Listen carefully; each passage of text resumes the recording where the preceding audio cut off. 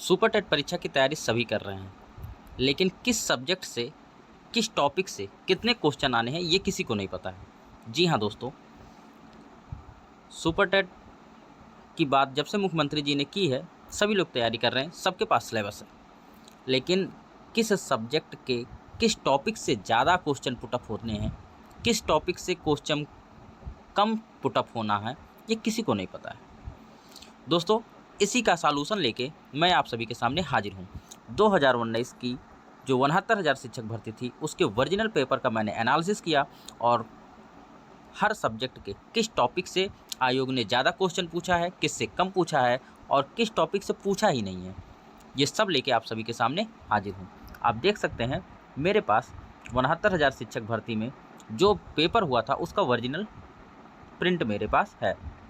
जैसे कि आप देख सकते हैं, इसमें अभी हिंदी का ये है। हिंदी में अलंकार से कितने क्वेश्चन हैं, पर्यायवाची से कितने क्वेश्चन हैं, रस छंद से कितने क्वेश्चन हैं, ये आपको मैं बताने वाला हूँ।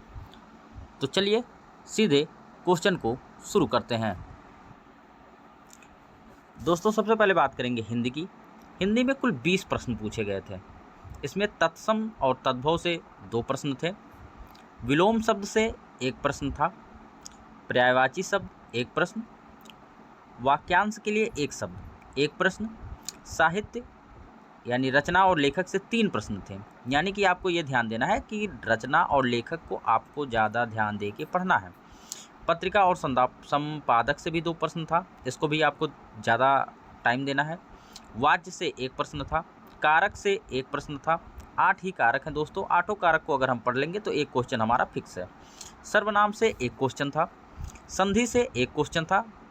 हम देखते हैं दोस्तों, संधि पे लोग बहुत ज़्यादा टाइम देते हैं, लेकिन देखिए संधि से कितने क्वेश्चन थे, केवल 1 क्वेश्चन था। समास से 1 क्वेश्चन था, उपसर्ग और प्रत्यय से 1 क्वेश्चन और अलंकार से 1 प्रश्न था। अपठित गद्यांश और अपठित पद्यांश से 1-1 प्रश्न थे। आगे बढ़ते हैं दोस्तों। अगला हमारा जो था भाषा, वो था इंग्लिश। इंग्लिश पे भी लगभग वही था दोस्तों। सिनोनिम्स यानी कि पर्यायवाची से 1 प्रश्न था, एंटोनिम्स विलोम से 1 प्रश्न था, एक्टिव पैसिव से 1 प्रश्न था, डायरेक्ट इनडायरेक्ट से 1 प्रश्न, पार्ट ऑफ स्पीच से 2 प्रश्न थे दोस्तों, प्रीपोजिशन कंजक्शन से 1 प्रश्न था, जीरंड और पार्टिसिपल से 1 प्रश्न और गद्यांश और पद्यांश से 1 प्रश्न, 1-1 प्रश्न दोनों से थे। दोस्तों, इन सारे टॉपिक्स को आपको एक पेपर पे लिख के और आप अपने स्टडी टेबल के सामने चिपका लीजिए, क्योंकि जब ये आपके सामने होगा तो आपको पता होगा कि हमें किस टॉपिक को कितना पढ़ना है।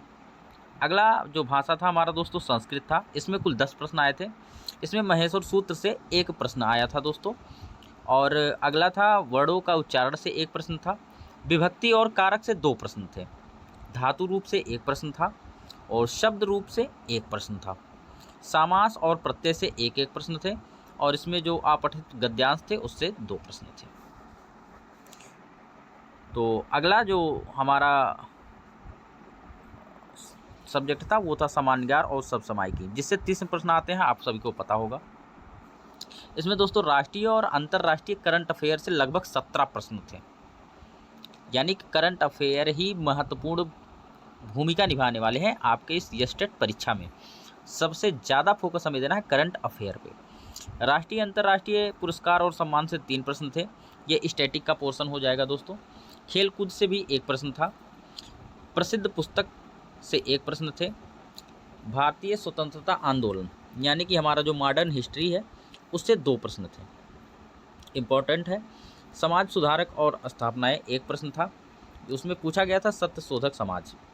भारतीय संविधान से 3 प्रश्न थे, इम्पॉर्टेंट है दोस्तों, संविधान बहुत ही इम्पॉर्टेंट है। और उत्तर प्रदेश विशेष यानी कि यूपी स्पेशल से 2 प्रश्न था। ठीक है, तो ये कुल मिला जुला के हमारा 30 नंबर का मामला यहाँ से सेट हो गया था। अगला जो सबसे महत्वपूर्ण टॉपिक है मैथ का, हर टॉपिक को लेके आप सभी के सामने हाजिर हो दोस्तों। हर टॉपिक को देखिए, मैथ से किस किस टॉपिक से कितने क्वेश्चन आए थे। स्थानीय मान और अंकीय क्षमता से केवल 1 प्रश्न आया था, विभाज्यता के नियम से 1 प्रश्न, गुणनखंड से भी 1 प्रश्न, भिन्न और दशमलव से एक प्रश्न, घातांक और करड़ी से एक प्रश्न, सबसे ट्रेंडिंग मोस्ट इम्पॉर्टेंट जो हम लोग टॉपिक मानते हैं प्रतिशत, उससे केवल एक प्रश्न आया था, लाभ और हानि से एक प्रश्न, साधारण ब्याज और चक्रवृद्धि ब्याज से दो प्रश्न आए थे, यानी कि एक एक प्रश्न दोनों टॉपिक से आए थे। रैखिक समीकरण से एक प्रश्न आए थे, बीज गणितीय सर्वसमीकाएं दो प्रश्न आया था दोस्तों, त्रिभुज और वृत्त के नियम से दो प्रश्न आए थे, कोण ज्ञात करने के लिए एक प्रश्न दिया था दोस्तों, क्षेत्रफल से एक प्रश्न आया था, आयतन ज्ञात करने के लिए शंकु और बेलन का एक एक क्वेश्चन दोनों आए थे, यानी कि एक शंकु का आयतन पूछा था और एक बेलन का आयतन पूछा था। औसत से भी एक क्वेश्चन था और स्टैटिक्स यानी कि सांख्यिकी से एक क्वेश्चन था। ये कुल मिला जुला के हमारे 20 नंबर के ये हो गए थे। अगला जो हमारा सब्जेक्ट था विज्ञान, जो 10 नंबर का आता है। विज्ञान में मानव शरीर और अंग से एक प्रश्न था, जो हमारा बायोलॉजी का पार्ट है। विटामिन और पोषण से दो प्रश्न थे, विटामिन हमको जरूर पढ़ के जाना है। हार्मोन और ग्रंथियाँ दो प्रश्न थे। गति, बल और ऊर्जा यानी फिजिक्स से एक क्वेश्चन था। प्रकाश और ध्वनि एक क्वेश्चन ये था। ओजोन परत और इसके मात्रक एक प्रश्न ये था हमारा। अम्ल और क्षार लवण से एक प्रश्न था, यानी कि केमिस्ट्री से कुल मिला के दो ही प्रश्न थे हमारे, एक दैनिक जीवन के रसायन गैस से आया था और एक अम्ल क्षार से आया था। ये था हमारा साइंस का पोर्शन। अब आते हैं इम्पोर्टेंट पोर्शन जो था हमारा पर्यावरण और सामाजिक अध्ययन, जो 10 प्रश्न आते हैं दोस्तों 10 नंबर के। इसमें भारत की नदियों से दो प्रश्न थे, एक नदी से था एक पर्वत से था। अगला जो था दर्रा, भूगोल से एक प्रश्न था, दर्रा पूछा गया था, नाथुला दर्रा, ठीक है। और सौरमंडल से एक प्रश्न था। वन्य जीव अभ्यारण्य से दो प्रश्न थे, ये इंपॉर्टेंट है दोस्तों। पर्यावरण दिवस और प्रदूषण से एक प्रश्न, यानी कि ये दिवस वाला जो हमारा स्टैटिक पोर्शन है उसी में से कंप्लीट हो जाएगा। भारतीय अर्थव्यवस्था से दो प्रश्न था दोस्तों, और गरीबी का आकलन और नीतियां से एक प्रश्न था, यानी कि ये भी अर्थव्यवस्था में ही आ जाएगा। अगला जो हमारा है वो है शिक्षण कौशल या टीचिंग स्किल, इससे 10 प्रश्न आए थे दोस्तों। इसमें शिक्षण की विधाएं से दो प्रश्न था, शिक्षण अधिगम के सिद्धांत से एक प्रश्न, वर्तमान भारतीय समाज और प्रारंभिक शिक्षा से दो प्रश्न थे जो हम डीएलएड में पढ़ते हैं, समावेशी शिक्षा से एक प्रश्न था, शैक्षिक मूल्यांकन एवं मापन से दो प्रश्न थे, इंपॉर्टेंट पोर्शन है। ऐतिहासिक शैक्षिक समितियां से दो प्रश्न थे।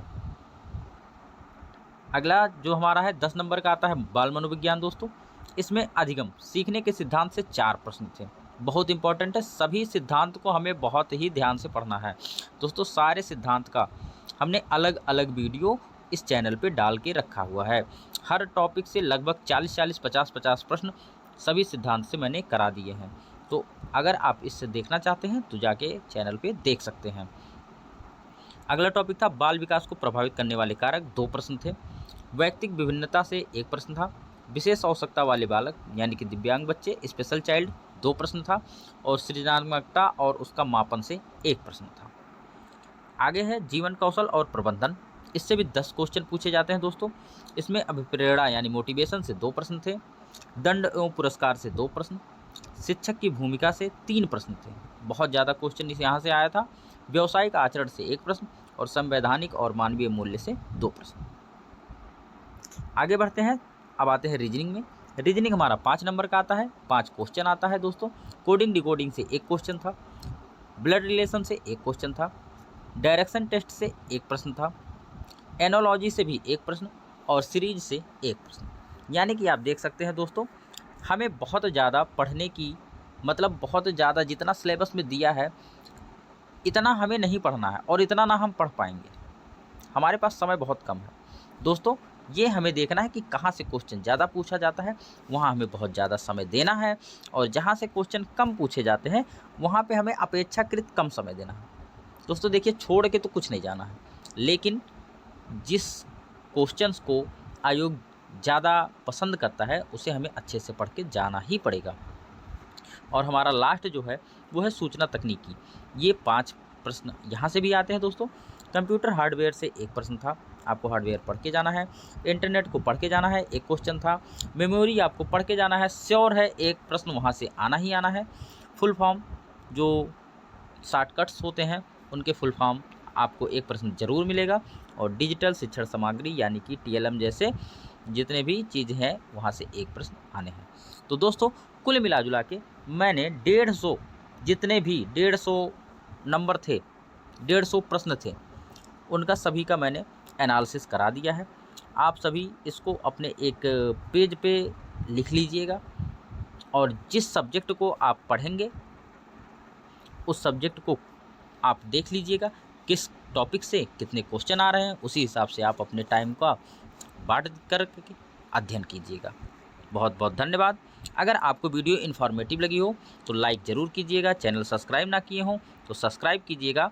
और दोस्तों मैं अंत में आपको एक और बहुत महत्वपूर्ण जानकारी देना चाहता हूं। दोस्तों यूपी सुपर टेट की जो 69,000 शिक्षक भर्ती हुई है उसका जो ओरिजिनल पेपर है उसका मैं एनालिसिस कराने वाला हूँ और बहुत जल्द ही कराने वाला हूँ।